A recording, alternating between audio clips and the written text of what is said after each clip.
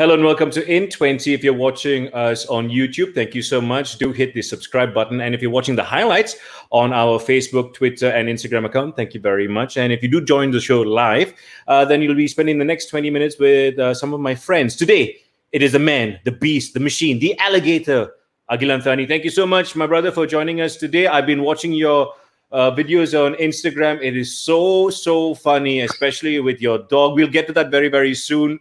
Okay. But first and foremost, I mean, everybody knows your story, Agilan, and it's an inspirational story. You know, you were bullied as a child, you learned how to fight, defend yourself. So my first question is, when you first learned how to defend yourself, do you remember the first punch you threw against one of those bullies? No, I didn't punch any of my bullies. But what did you do?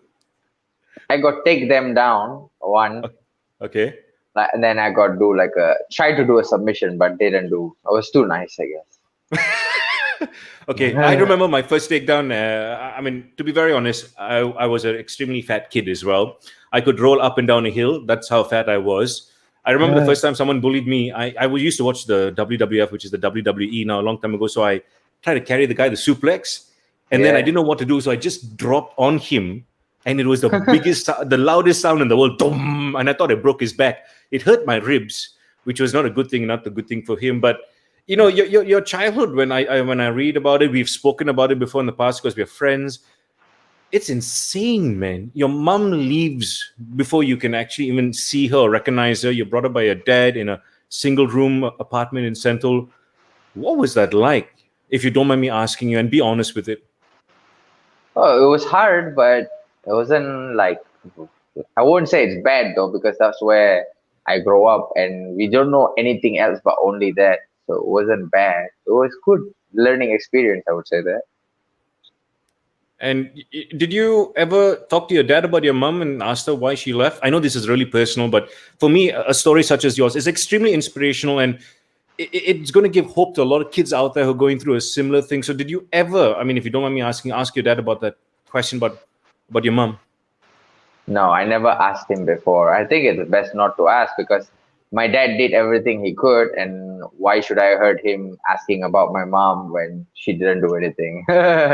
Sorry to say, but it's the truth. It's the truth. Has she ever reached out to you? I mean, normally Never. with these, never. Well, normally you see all these stories when the kid becomes famous and they're all over the globe in the news for the right reasons. They try and reach out. At times they want money as well. So she's never reached out to you. I mean, is there any information on her whatsoever? No, I also don't know much about my mom. Like, I don't know anything pretty much. Like, my dad used to say she's like mix, and I used to think like Chinese or something, but I really don't know much, to be honest. And was that really difficult? I mean, you're a tough character. I remember the first time I interviewed you, we spoke about this, but was it weird growing up? Were you bullied because of the fact that you didn't have a mom as well? No, actually, it wasn't a factor though, because people used to bully me because of my size, not because I didn't have a mom. And most people were like more pitying me when I say, "Oh, I don't have a mom." So I try not to say this as much as I can because I don't want people to pity me for no reason. That's true. And I know for a fact that you like Taylor Swift songs. We'll get into that a bit later on. That was a shock. Agilan Thani, the alligator, the guy who beats people up for a living, loves Taylor Swift. It's okay. It's okay. I'm It's not here to okay. judge. It's all good. Yeah, you can practically break my face enough for just making that joke. But you No. grew up in a real gangster area in Kuala Lumpur. It's called Sentul. Was it tough? Did you see things that you were like, oh my goodness, should I, join this group of people? Should I not join this group of people? No, though, because some of my friends were like, like they were good people to me. Some people say they're gangsters, but I think they were really good people. They were nice. Like I was friends with some of them, and man, they were like most honest people that I've ever seen. Some of them, and they're gangsters because people around them think that they're gangsters, but they're not. They are just doing their thing. They're chilling by the side and everything, just doing their own thing. And your own thing, right?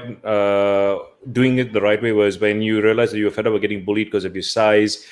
You Yep. decided to take up martial arts. Did you go for karate or what did you go for first? Okay, the whole bullying mainly wasn't in my neighborhood. It was mainly in school. In my neighborhood there was when I was young, but it was in school. So when I saw a lot of bullies and I want to learn something to defend myself, lah, so I started with karate at 13 years old. And then how did you move on after that? Oh, it was worse because kids were in school like, oh, you know karate now, so you think you the G and shit like that. And I was like, oh no, Yeah, what am yeah. I gonna do? Like it's like people like put you even down after you doing martial arts. And when I was starting to grow up, bodybuilding was a thing in school. Like people were like with abs, like big chest. Mm. Like you can see, like I had friends who were like 16 years old. They were like already taking supplements, going to the gym, lifting weight, showing how hard their biceps are in class, punching the wall, and they were like, "Ah, look at me, I'm the man." I'm like, "Yeah, whatever." Oh, yeah, that reminds me a lot of idiots that I knew I grew up with. But how did you get it? How did you get into Brazilian Jiu-Jitsu? Basically, I was like watching a Chinese movie, Donnie Yen movie. It's called Flashpoint. Wow. And then And yeah, and then in that movie, the last fight scene, right? There's Donnie Yen was using the leather jacket and was doing a lot of how do I say moves? a lot? Yeah, a lot of moves. Yeah, like and then I was like, wow, this guy like jujitsu moves with the leather jacket, and I was like, how did he even do that? Like. And I was surprised. So I went up, I typed in Google Donnie Yen's name and everything, and at Johnny Yen's name there was written Brazilian Jiu Jitsu purple belt, and I was like, oh, he's Brazilian Jiu Jitsu purple belt. What's Brazilian Jiu Jitsu? I typed and then I made a research about it. Then I asked some of my Chinese friends about Donnie Yen and everything, and then eventually I wanted to learn Brazilian Jiu Jitsu at 16 years old. I just looked up for a gym in KL, went to Yep. the gym from Sentul to Klana Jaya just by train, bro. Went, Wow. Oh, that's train there. hardcore, bro. Yeah. And my dad would be like, why are you doing something so stupid? I was like, I don't know. I just want to go and learn. I feel like I can really learn this. He was like, you really feel like, he said, it's so expensive though. It's like, it's okay, but I can learn. It's like, okay, go and learn. So I went and learned. Yeah, but it was expensive and it was so far and it was late at night. My class will finish from 8 to 10.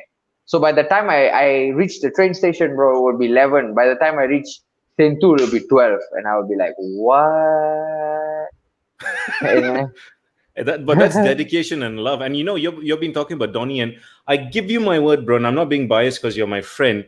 If there was ever a movie made out of a sports or an athlete here from Malaysia, it would be you, man. I mean, good, much respect to all the other athletes that represent Malaysia and the international glory and success they've had.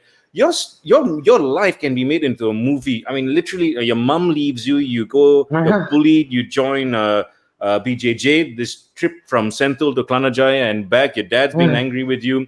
And is it true that you used to clean the gym in order for you to train because you couldn't pay the amount? Yeah, that And was the gym that I like joined at 17 years old. This gym was in the city center. It was Monarchy. I think everybody knows Monarchy is very famous yep. now. Yeah, I started with Monarchy, and yeah, I was like, I started there at 17 years old, and the boss was like, "Oh, okay, you want a job here? Like, you clean the gym and you get free training." I wasn't like really free training, because like my salary was like very low, anyways. It was like 900 to 1,000 ringgit, and I get to clean the gym 3 times a week and get to look after the gym. So I had a lot of job as well to do there. So it was good, it was a learning experience. I trained, I cleaned, and slowly my life improved in the gym. Lah. Yeah, your life did improve. And I still remember the first time I saw you on TV, you were fighting. I was like, wow, who's this boy? Like, you're throwing some real proper haymakers. You're taking them down. Look at those abs, bro. Agilan, my goodness, you're a beast. I mean, I used to look like that, before Instagram filters came about. Like I mentioned, my body's a temple of junk food and nonsense.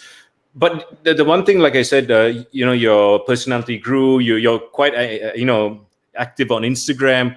I always laugh my backside off when I see you making fun of your dog, bro. Dog mentality. What is that Yeah. about? So like everybody who watch David Goggins video, right?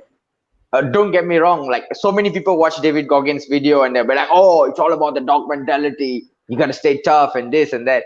And I was like, no, that's not what dog mentality is about. David Goggins is telling you to find your own purpose and grind it out, Yeah. not dog mentality. It's like, oh, I'm having a hard day, dog mentality. So I started to make fun of it. I put my dog taking a shit, dog mentality. My dog eating, dog mentality. My dog stalking on my food, dog mentality.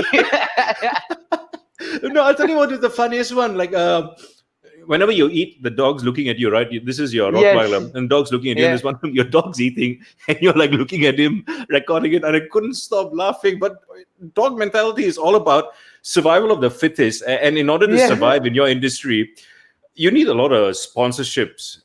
Definitely.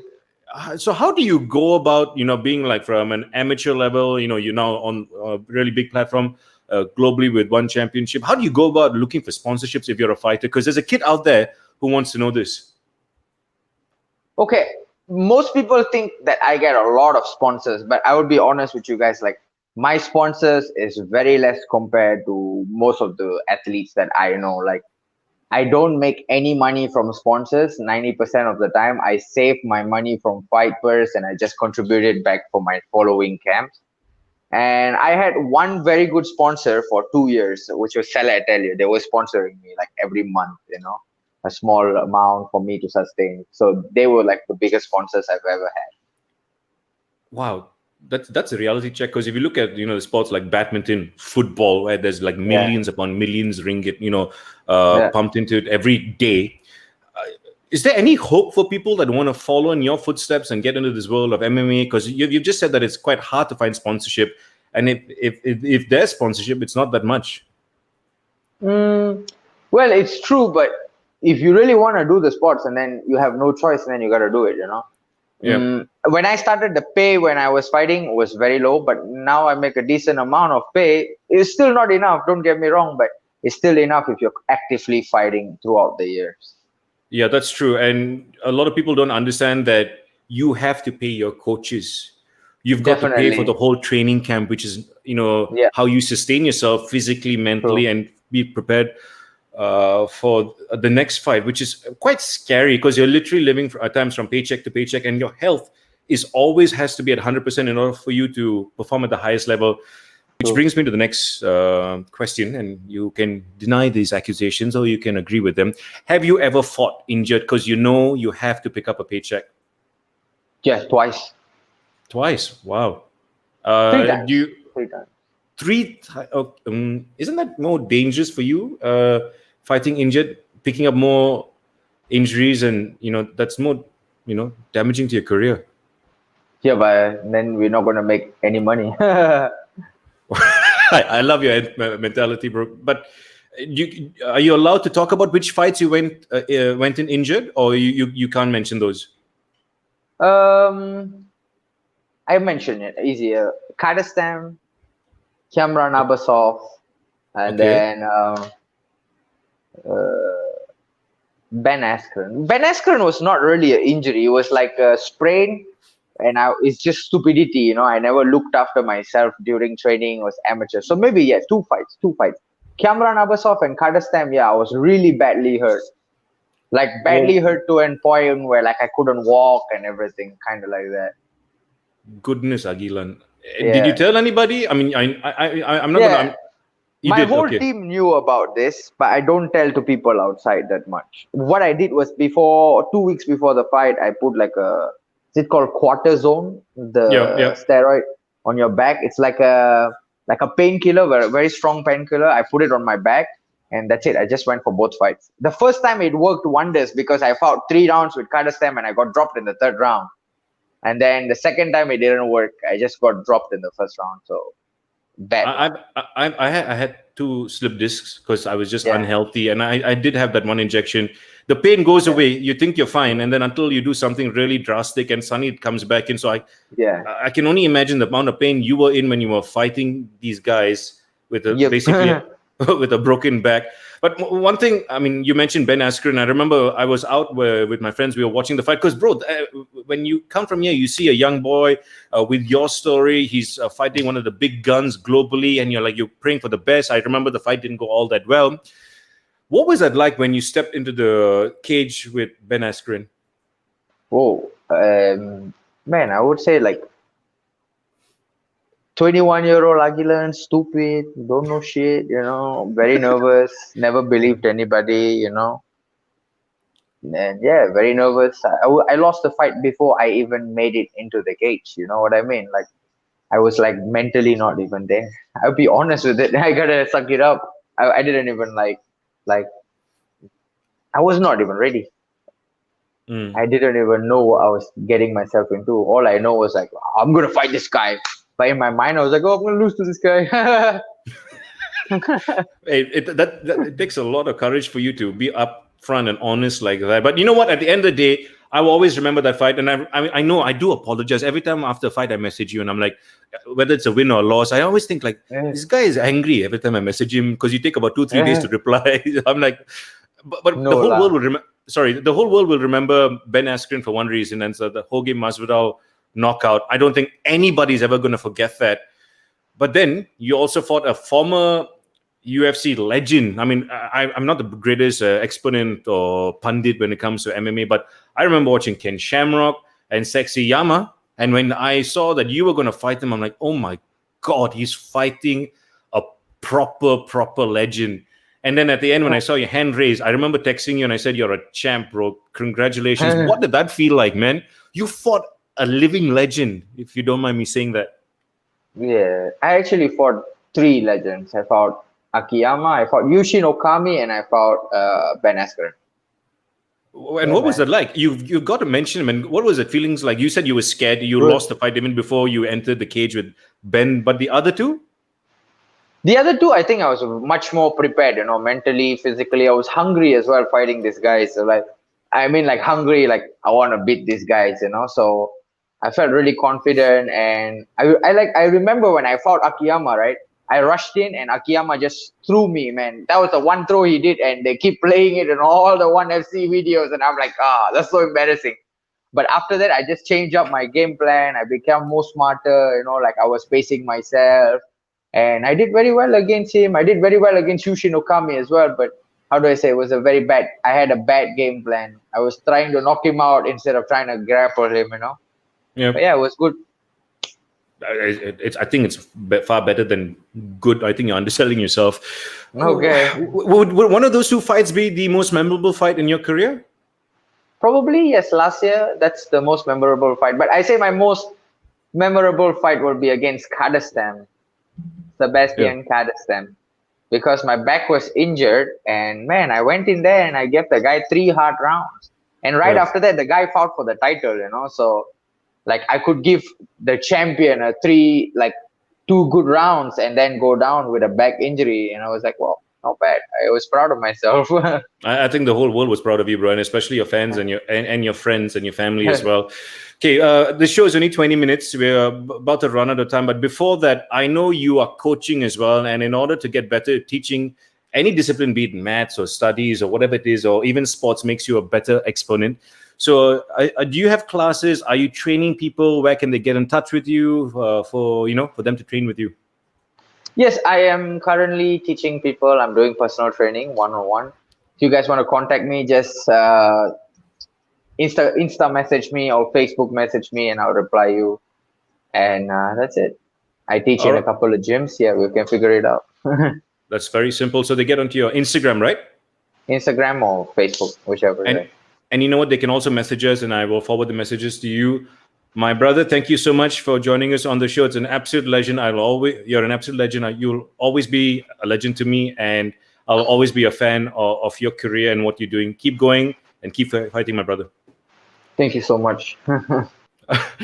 Dog mentality, as Agilan would say. Don't forget to get in touch with us or follow us on our Instagram, Twitter, and Facebook account, or watch us live on YouTube. Till the next time, bye-bye.